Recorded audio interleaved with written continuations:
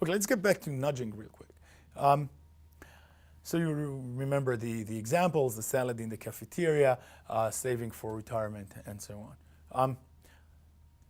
They don't seem to be involving a restriction on liberty exactly. So again, assume that in the case of the salad in the cafeteria, if you do want the French fries, all you need to do is to lower your gaze a little bit, and there it is, or something like that, right? Similarly, in the case of maybe the opt-in and opt-out arrangements for retirement, it's really easy to opt out.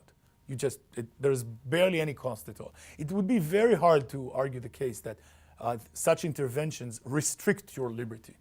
How about the value of autonomy, though? Do they interfere with your value of autonomy? And this is, again, the tricky question here. I think it's safe to say that at least they fall short, nudging paternalistic interventions, fall short of what may be thought of as the ideal way of interacting with an autonomous creature. The ideal way of interacting with an autonomous creature is not to manipulate him for his own good based on his cognitive biases, but rather it's to reason with him. That's what you should do. You should explain to them that the salad is better for them. Or you should just talk to them about retirement. You know how happy people are to have these conversations? Maybe that's the way to go. So I do think that there's something to that ideal. The ideal of rationally engaging other agents rather than trying to manipulate the circumstances in a non-liberty restricting way, but still in a way that will nudge them in the right direction. But even if it falls short of an ideal, I'm not sure that the way in which it falls short of the ideal suffices to render such cases of nudging wrong. After all, recall the example we started with. If I place food on shelves in my cafeteria based on what empirical evidence we have about what seems to influence people's choices, and I do it just in order to maximize my profits, then it doesn't seem like I'm offending against your autonomy or violating any of your rights. But if so, how can the fact that I now do it in order to benefit you, how can this make it worse, right? Or anyway, how can it make it morally wrong or seriously problematic? So the question, in what ways exactly is nudging problematic? That kind of question is actually a matter of interesting dispute, both philosophical and political. You may think, for instance, that even if nudging is not that bad in many cases, it's always bad when done by the state. You may think that it's a very bad idea, maybe for instrumental reasons, to allow the state to engage in libertarian paternalism, to nudge its citizens. This may be true even if other cases of nudging are okay, and even if nudging does not necessarily involve anything like a restriction on liberty. An interesting question in the vicinity here is not whether there's anything problematic about nudging, but whether it's easier to justify nudging than other cases of non-libertarian paternalism. And here it seems to me that the answer is often yes, but not necessarily always. And again, the matter is controversial. So far, we've been discussing paternalism in many different versions. But here's a kind of a move to a somewhat more general angle on things. So any kind of paternalistic intervention involves intervening with the paternalized's well-being in mind, or in order to protect or improve the life of the paternalized. But for the state to engage in this kind of paternalism, it seems like what it has to do is to have a view on what will make the person's life go better. In order to paternalize, the state must have a view on what makes a life go better. But your liberal ears may already hear something problematic here. Perhaps, at least sometimes, this is already a problem. Perhaps we think that the state should not even have a view on what does and does not make a life go better. Now, maybe there are some paternalistic interventions that we could justify even independently of this problem. So you may think, for instance, that maybe there are some things about well-being or about what makes a life go better that are just not controversial. So when the state intervenes in order to it's not controversial that brain damage is a bad idea for your well-being. So maybe if the state intervenes paternalistic just in order to prevent brain damage, maybe there is no serious problem in terms of the state having an official view of what makes a life goes better. Maybe there are some such exceptions. And there are cases, like some cases of weak paternalism that seem to satisfy such a description. And maybe that's a part of the explanation why some cases of strong paternalism are harder to justify. But put them to one side for a second. There are going to be many cases in which paternalistic intervention requires the state to have a view on what makes a life go better that's going to be controversial even among its citizens. And so the question arises whether this is a good idea. And so this is the kind of relation between paternalism and the discussion of state neutrality to which we now turn. So a good way of thinking about, or starting to think about state neutrality, is to think about religion. What should the state's position be? What should a state, your state, the state of Israel, any state's position be with regard to the one true religion? You may think that that's already a problematic question here, right? There are questions in the vicinity that are not that problematic. You may want to think, what should people's positions be? Like, if there is one true religion, then it may be a good idea for people to believe that one true religion. You may think that something about the duties of the state to accommodate people's beliefs about religion. But these are different questions. My question is, what should the state have by way of an official position vis-a-vis the one true religion? And you may think that the answer to that question is that it should have no official position on the one true religion. This is not the state's business. The state should just have no position at all about what the one true religion is, if there is such a thing. That's not a matter for the state to have a position on.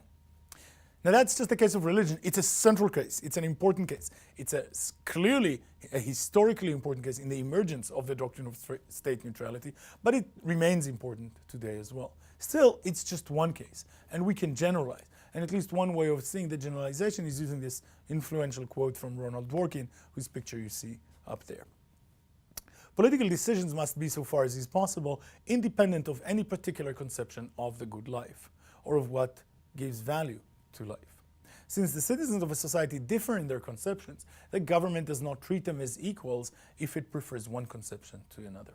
So the thought here is, just as the state should not have a view on what the one true religion is, the state should not have a view of what makes a life go better. That's not the kind of thing about which the state should have an official position. This is the thought of state neutrality, and many people think of it as a kind of a defining feature of liberalism. Clearly Dworkin does. But there are some liberals, or anyway some self-proclaimed liberals, who think that the best way of giving the details of a liberal political philosophy does not involve a commitment to neutrality. People like John Stuart Mill and Joseph Raz. So it's not like there are no respectable thinkers who argue differently. But anyway, we don't care about the definition of liberalism. What we care about are the underlying moral and political concerns, to which we turn a little later. Okay, what would it be for the state to be neutral in the intended sense, not to have an official position on the question of the good life? Perhaps it would entail a restriction on paternalism, or anyway on strong paternalism, right? Remember, strong paternalism is the one that involves the aim of the ends of the state rather than the ends of the paternalized. So it's not about means, it's about ends. Well, if the state cannot have an answer to the question of the good life, then it cannot intervene in order to make your life better by the true standards of the good life. So strong paternalism seems to be out, perhaps even in the case of nudging. Also, it seems to follow that the state should not criminalize actions merely in virtue of their value as problematic, rather than because they harm others, right? So relatedly, maybe something like Mill's harm principle is vindicated by thoughts about state neutrality. That doesn't necessarily go in the opposite way. So it doesn't mean that the only way of defending the harm principle is by endorsing a neutrality kind of constraint. But if you do go for a neutrality constraint, then it seems that you are left with pretty much just harm considerations by way of a consideration that may legitimize criminalization. But state neutrality is of broader significance than just, say, the criminal law. And it seems like at least much of the action is going to be had in the context of resource allocation and taxation. So the question whether the state, if the state cannot have an official view on the question of the good life, then it cannot, say, subsidize the opera simply because the opera has more by way of contribution to a good life. Or anyway, there's an initial problem there. Nor can the state engage in differential taxation of, say, the one true religion and other religions, because it should not have a view on the question of what the one true religion is. This may apply even more broadly than taxation and resource allocation. It may apply, for instance, to questions of symbolic gestures. Think about maybe official state prizes. And there are other contexts too. Here's a really problematic one, extremely important one. That's the one of education, for instance, vis-a-vis core curriculum. So if the state is allowed to have a view on the one true religion or on the good life, then it's natural for the state to include relevant material on its core curriculum for maybe elementary school students. But if it cannot, then at least those parts of the curriculum are out. That doesn't mean there's nothing that the state can require by way of a core curriculum, but the considerations are going to have to be somehow thinner or more superficial. They cannot involve anything about what a good life consists in. So Ronald Dworkin thinks that if we're going for state neutrality, what we're going to end up with is roughly the two following main mechanisms, something like a market economy for private preferences, as it were, and something like a democratic decision-making procedure for more public concerns. And you can sort of see how these are related to neutrality.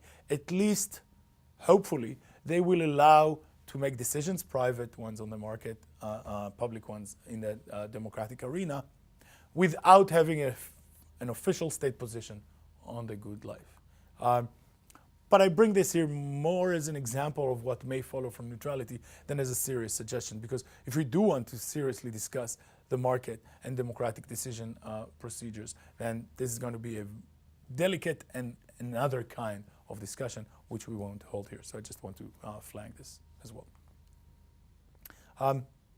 Now, as Joseph Raz, that's his picture there, likes to emphasize, a doctrine of neutrality is best understood as a doctrine of restraint in the following sometimes puzzling sense.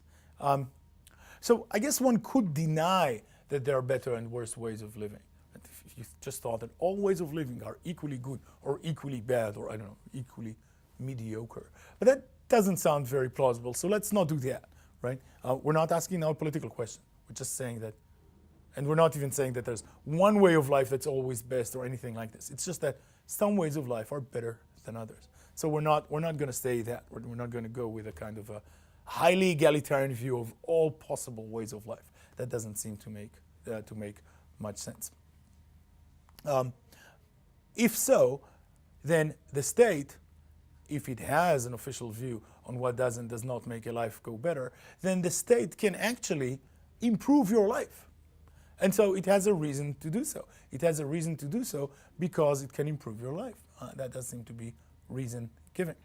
And what this means is that what a neutrality requirement does is to require that the state not act in a way that it has a reason to act, right? So think about some of these examples. Suppose opera consumption actually does improve the quality of the life of the listener. If so, the state does have a reason to encourage me to go to the opera, namely that it will improve my life. If you still think that that's not a consideration the state should act on, what you think is that the state should not act on a good consideration, that the state ought not to do something it has a reason to do, namely encourage me to go to the opera, thereby improving my life. In that sense, state neutrality is a doctrine of restraint. It calls upon the state not to act in some ways that it has a reason to act on. Now, and similarly, by the way, doctrines of restraint appear elsewhere as well. So at least some prohibitions or constraints on paternalistic intervention are also doctrines of restraint. So my wife certainly has a reason to hide the chocolate because she has a reason to promote my health. If because of considerations of autonomy she ought not to do that, then she ought not to act in a way that she has a reason to act. She ought not to act for that reason that it's good for me not to have too much chocolate. So we can see doctrines of restraint elsewhere too, and that's at least one indication that the idea of a restraint of this kind is not paradoxical. It doesn't involve a contradiction or anything close to it. But I think it does at least entail something about the burden of proof. Namely, if the state can improve my life, and you want to argue that it ought not to do that, then the burden's on you to show why. The burden's on you to show why the state should be restrained from doing good, from making its citizens' lives better. I'm going to get back to the burden of proof point later on. Here's another important distinction when it comes to talk of state neutrality. You may want to defend a doctrine of neutrality in consequences or in reasons. Here's the distinction. One way of understanding a requirement of state neutrality is that the state should not endorse any kind of policy at all that will engage in differential effects on the prospering of different ways of life. So we're talking about effects or about consequences. And I hope you can see right off the bat that such a constraint will be extremely restricting on state policy and state actions. It may leave nothing legitimate, right? Because just about any policy has all kinds of effects in the world, and these effects may be differential across different ways of life or different religions and so on. Or you may think that we need less. You may think that what's required for state neutrality is not that its actions not have differential effects on different ways of life, but rather that promoting or discouraging a way of life not be among the reasons for the relevant state action. So you may want to recall a similar distinction from our discussion of discrimination, right? You may talk about discrimination in effect or discrimination in reasons. If you rule out women because you don't want men among your colleagues, that's discrimination in reasons. That's like the clearest case of discrimination. But if our academic promotion criteria are such that, as it happens, women tend to become full professors less often than men do, then we have a kind of discrimination in effect, but not necessarily in reasons. And we said we had something to say about the relation between the two. So I'm just highlighting the relation to see that it's the same distinction, except in a different context here. It's one thing to require that the state not, say, deliberately promote one religion over another. It's another to say that independently of the state's reasons for action, we don't want the state to endorse any policy that has such differential effect. Again, the question is not about how to define neutrality. It's about the underlying concern. So we can once again ask, the thought that the state should not have an official view on what is on the question of the good life, which requirement is it more in line with? A requirement of neutrality in consequences or in reasons? And it seems like the requirement of neutrality in reasons fares better in this respect here. And as I already mentioned, the fact that neutrality in reasons may be the more plausible version of the requirement seems like good news for state neutrality, because neutrality in consequences doesn't even seem to be possible. Any kind of state action and policy is bound to have many effects, often differential across ways of life. So it seems like we are mostly going to be with neutrality in reasons rather than effects. Another way of trying to make progress on the question whether we should go for reasons or effects or something in the vicinity or consequences is to just think about what are the reasons to go for state neutrality? What are the arguments that are supposed to support that doctrine? And then to see whether these arguments support a neutrality in consequences kind of requirement or a neutrality in reasons requirement. This is an important move to make. There is also a possible worry that I want to note here. We'll see some of its details later on. The worry is that perhaps the most convincing arguments for a doctrine of neutrality actually support neutrality in consequences. But then you plug in the point that neutrality in consequences is impossible. And what you're left with is that you can either have an impossible requirement that's motivated, or a possible one, neutrality in reasons, but that doesn't have a strong motivation going for it because the arguments don't support it. If so, that would be a good reason to reject state neutrality altogether. We'll get back to that. Okay, so let's consider some arguments that are offered in the literature for the doctrine of neutrality, right? So far we've just tried to understand better what the doctrine says. Now we need to ask about why it is that we should buy it, if at all. So often, as you could imagine, instrumental considerations come up. Perhaps, for instance, the thought is that a neutral state tends to do more good, or at least to do less harm, than a state that's not neutral. If you can establish that, that's a good reason to impose a requirement of neutrality on states. But why think that? I mean, that's a really complicated claim, very hard to support. You need not just the elaborate moral argument, but also a lot of empirical data about different states. Maybe you need like the list of neutral states, the list of states that are not neutral, and to compare how much harm they do and how much good they do. That's not a study I recommend for your PhD dissertation. So anyway, anything here is going to be not just questionable or uncertain, it's also going to be highly contingent, and there's not much more we can say. Again, perhaps that's as it should be. Perhaps there's some good reason for to impose neutrality on states in those cases in which a neutral state will cause less harm than a non-neutral one, or will do more good. But anyway, we need the details, and we need the details not just about the state and the relevant neutrality requirement, but also about the possible alternative. So if there is no neutrality requirement, how then will the state behave? Will it be better or worse in whatever ways, and so on? Okay, another consideration, not an instrumental one, again has to do with the value of autonomy. And here's the thought: if the state does have an official view on which a way of life is better, and if it, as it were, tries to shove it down your throat, then it takes charge over your life. It inhibits the extent to which you are in charge of your own life, or you are directing your life with your own choices based on your own conception of the good. I think there's something to this point, but it's really important not to overestimate it. One thing to note here is that the state can violate a neutrality requirement without being coercive. Remember, there are different ways. It could allocate its resources in non-neutral ways, or it could engage in symbolic gestures that prefer one way of life over another. In those cases, it's not being coercive, it's not being neutral, but it's not clear that the value of autonomy is being compromised. And if in those cases the value of autonomy is not compromised, then it's just not true that any violation of neutrality will also amount to at least an instance of disrespecting the value of autonomy. A nice question here is the following. Suppose the state is non-neutral and it intervenes in favor of one way of life.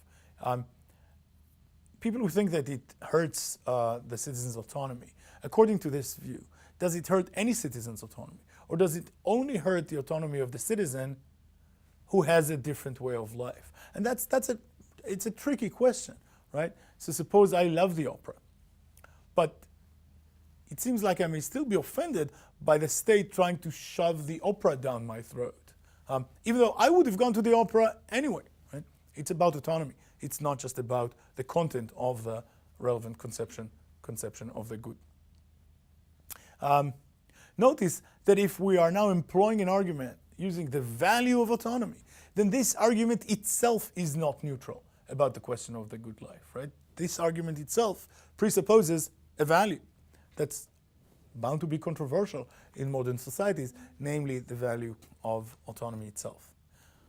This will be relevant, at the final slide and in large portions of today's political philosophy that we won't get to. I mention it here very briefly, and I want to show that it's not necessarily problematic, because you may think that states should be neutral, but that political philosophy shouldn't, right? It's quite possible that the best way to justify all sorts of political arrangements, including a requirement of state neutrality, is to employ a conception of the good, to be non-neutral with regard to the question of the good life. For instance, to assume the value of autonomy. So the fact that this argument itself is not neutral does not necessarily pose a problem, because the neutrality requirement applies to states, not to arguments or to theories in political philosophy, or at least arguably this is so. If we do take autonomy considerations seriously, what kind of a neutrality requirement do they support? In particular, do they support the requirement of neutrality in consequences or in reasons? And actually, the answer is not clear to me. Yeah, I think that's all I have to say about it. It's not clear to me. So you may want to think a bit more about that question. Okay, let's talk about another kind of argument that's very often mentioned for neutrality. And it's right there in the Dworkin quote we started with. Since the citizens of a society differ in their conceptions, the government does not treat them as equals if it prefers one conception to another. So it seems like an argument, there should be some argument here for a neutrality requirement that starts from thoughts about equality. The thought is that at least given a wide enough society in which pretty much everything is controversial, if the state violates a neutrality requirement, it doesn't treat its citizens equally. And this thought does seem to capture something important here. If I'm a non-Catholic and the state endorses Catholicism as the one true religion, there seems to be a way in which it fails to treat me as an equal compared to my Catholic co-citizens. So the thought about equality is a very natural one to have. But I want to quickly raise a doubt about it. In fact, I am heavily invested in this kind of argument failing conclusively. What is being given way to by the state when it violates a neutrality requirement? So suppose the state does endorse Catholicism, or the opera is a part of what makes a life go better, and you can fill in the value of autonomy, indeed, fill in the details as you want. When the state does that, it distinguishes between, say, Catholicism and other religions, or including atheism and so on. So what it fails to treat equally is Catholicism and maybe Shiite Islam, or maybe atheism. But that's just not the same as failing to treat equally a Catholic person and a person who's Muslim, or a person who's atheist. It's one thing to distinguish between their conceptions of the good or their religions. It's another to distinguish between them. It seems like the state ought to treat its citizens equally. But it doesn't seem like the state ought to treat truths and falsehoods equally. And really that's what it does, right?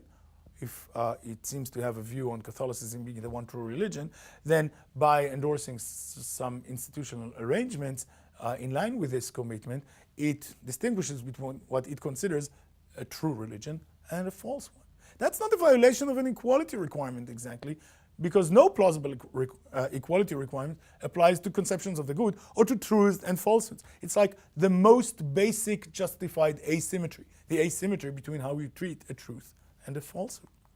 So it's not clear what's left of the thought that neutrality is required by considerations of equality. Perhaps something can be saved here. Perhaps something about neutrality in consequences, so that if the state encourages, if the state gives more to Catholic churches than to Anglican ones, then at least in consequences, there's going to be a difference. This is going to have a differential effect on the prospering of the different ways of life or the different religions. So if you go for a requirement in consequences, perhaps you can save something from the equality consideration. Of course, we already raised some issues for requirement of neutrality in consequences. Or there may be other things that we can say here. Perhaps you think that people should have an equal chance of pursuing their conception of the good, regardless of the content of that conception of the good. So regardless of whether the conception of the good is true or false, justified or unjustified, at least within some restrictions. But notice that if you go for such a requirement, which is much stronger than Dworkin puts forward, namely the thought that people should have an equal chance to promote their own conception of the good, whatever it is. If you go for that kind of view, this may sometimes justify departures from neutrality, because sometimes the way to support a struggling way of life or a religion that's been losing many of its followers, and so to allow an equal chance for its remaining followers to live by their own religion, is to strongly encourage and subsidize its practices. So sometimes, if that's what you're concerned with, what you should do is actually violate a neutrality constraint, not stick to it. And also, and perhaps more deeply and importantly, why is it important to allow someone to follow their conception of the good if their conception of the good is wrong? What's the big deal about that? Why is that something that state should, as it were, care about or constrain itself by? Now, I'm not saying there's nothing could be said here. You may want to say something again in terms of the value of autonomy, and that's okay. But look, we've now come a kind of a full circle. We thought that the equality consideration is an independent consideration that may support the neutrality requirement all by itself. We already knew that something about autonomy could do that, but the equality argument was supposed to be a different one. And then by the time we're done with the criticism, what we are left with is autonomy again. So perhaps thoughts about equality here are just best left to one side. If anything here does work, its autonomy. Okay, let's return to some thoughts about neutrality and restraint. So, and you may think that there's an argument here for neutrality, because surely the state should be restrained in some ways in these contexts, right? The religion case seems to be very clear. There seems to be something wrong with the state having an official view about the one true religion. So the state should be restrained. Maybe it's for instrumental reasons. Maybe, terrible things follow when the state is not, but maybe it's for other reasons as well. That doesn't, we don't need to decide that right now. And a neutrality requirement does supply a certain kind of a restraint on the state. So that you may think of this as the beginning of an argument for a neutrality requirement. A restraint is needed, and a neutrality requirement does consist in such a restraint. So maybe that's a reason to endorse it. But of course, rejecting a neutrality requirement need not amount to rejecting all restraints. There may be other possible restraints. And so if this is the argument that you're sensitive to, what we need to do now is to just compare different possible restraints for their merits. Some of these merits may be instrumental, so maybe that's one of the things to do. Think about states constrained by a neutrality requirement.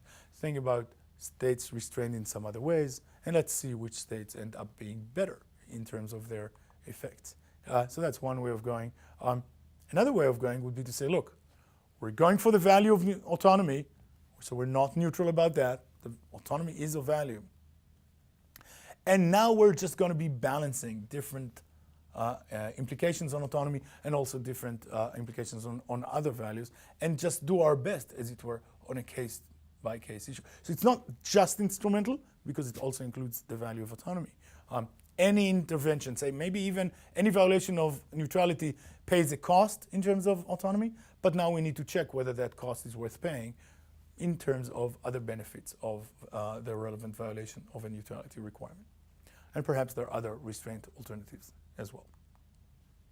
Okay, we mentioned several arguments or purported arguments for neutrality. It's time to consider some arguments on the other side, as it were. Why not? Why not go for a neutrality requirement?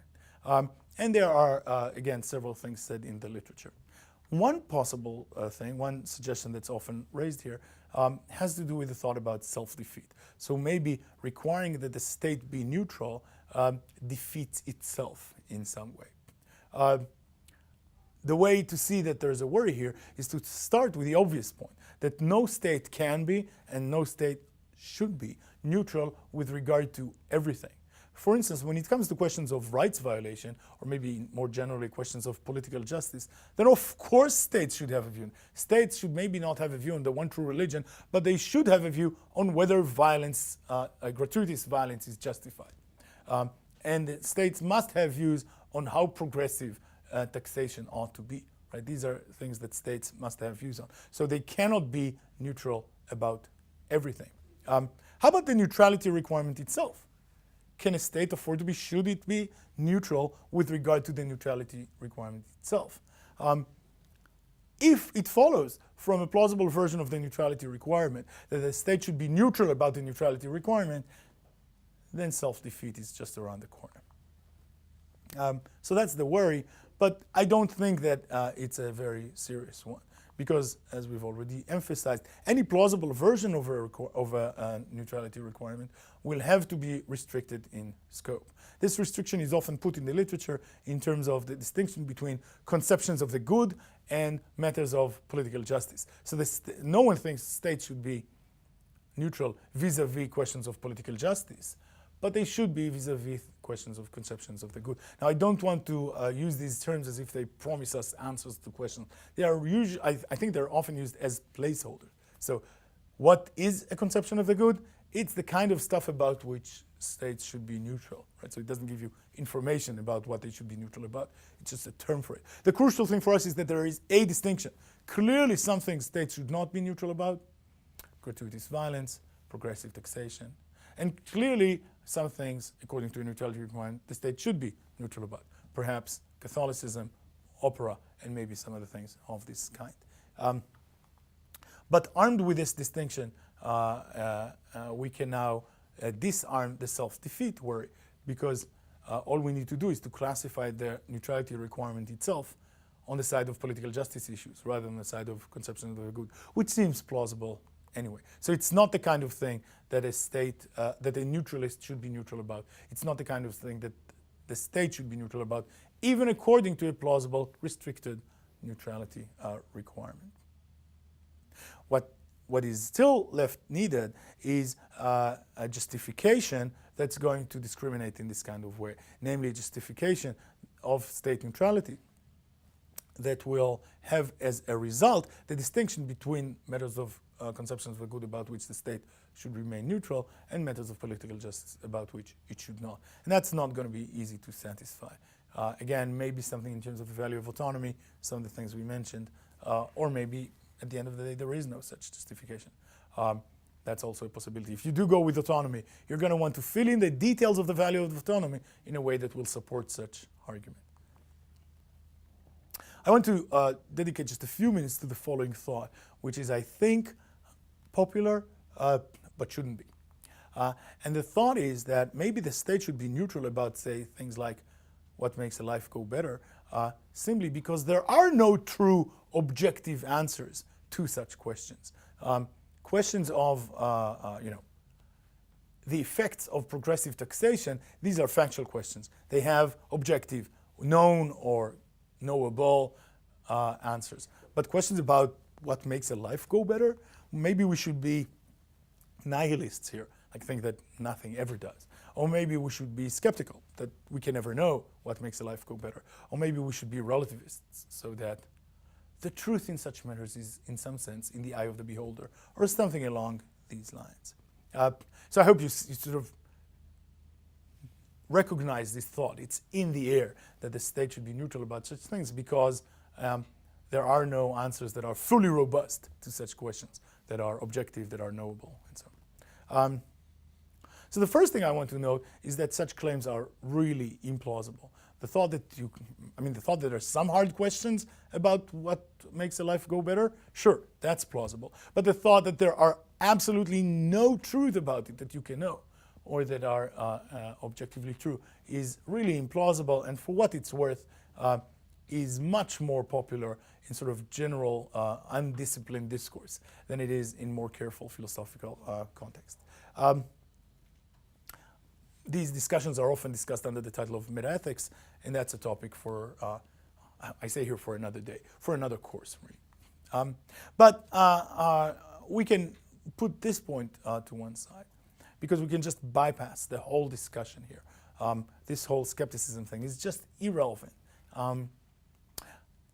If there are no normative truths, if there is no truth when it comes to normative matters, then the claim that the state ought to be neutral, that the state ought to be neutral, being a normative claim itself, is also not true. So it's not like skepticism supports some kind of a neutrality requirement, because it doesn't support any requirement, because it's skeptical about requirements. If when it comes to ethics, truth is in the eye of the beholder, then this presumably applies also to questions of political justice. In such matters too, truth is in the eye of the beholder. And then what we should say is not that the neutrality requirement is justified, but that whether or not it's justified is, well, in the eye of the beholder. So once again, no progress has been made. More generally, it seems like such thoughts about skepticism, nihilism, relativism, whatever, if they support anything at all, what they support is an unrestricted neutrality requirement. Everyone should be neutral about everything all the time, or something like this. Even that, it's not clear that it supports. But if anything, then something like this. But we already know that unrestricted versions of a neutrality requirement are extremely implausible. The whole point of a neutrality requirement is to distinguish between the matters about which the state should be neutral and the matters about which it should not. And so nothing about skepticism, nihilism, relativism, anything in the vicinity is just relevant in any way at all to discussions of state neutrality. Okay, here's another line of thought of perhaps why the state should not be neutral. So recall that the neutrality requirement is a doctrine of restraint. Namely, if you endorse a neutrality requirement, you call upon the state not to act on some considerations that are good reasons, like its ability to improve the lives of its citizens. If the state can improve all those lives, then that's a major reason to do so. So if you want to argue otherwise, you're arguing uphill. You're arguing for a doctrine of restraint. You should sort of feel the pain of a neutrality requirement. There is a price, and the price, it's not just the kind of price that often contingently comes with things that are of value. It's inherent to the very thought of a doctrine of restraint, of a neutrality requirement. And so this seems to support again the point about the burden of proof. Maybe a neutrality requirement may be justified, but it's on you to justify it. The default position is that we improve people's lives when we can. So now one way of opposing a neutrality requirement is not to kind of offer a knockdown argument against it, like maybe the attempt at self-defeat or whatever, but rather to more realistically say the following. Look, the default position is that we improve people's lives when we can. The question is whether a sufficiently convincing case has been made for state neutrality. And if it has not, we go with the default, namely reject the neutrality requirement and improve people's lives. So much for a discussion of state neutrality. I want to end with really quickly noting a point that, as I already hinted earlier, is extremely influential in the contemporary political philosophy literature, and so that you should know about, and that is intimately related to a requirement of neutrality. But I'm not going to pretend to be discussing it in any serious fashion at all. So except for the general thing that there's always much more to be said, for instance, about neutrality, there is the following attempt that's really important now. You may think, for instance, that the basic institutional structure should be neutral, and that's not just in the sense that we've been discussing. The state should not have a view about some issues, but perhaps you think that the state should be neutral, or that basic structures, institutional structures, should be neutral in the sense of being justifiable to all of the people that live under its governing of the relevant institutional structure, to all of the citizens maybe, or maybe to just a really important subset of them, like all of them who are being reasonable in some important sense. Perhaps you want your basic institutional structure to be justifiable to all the citizens, regardless of their conceptions of the good, or regardless of their religion, or regardless of many of their deep views, at least within some constraints, like maybe constraints of reasonableness.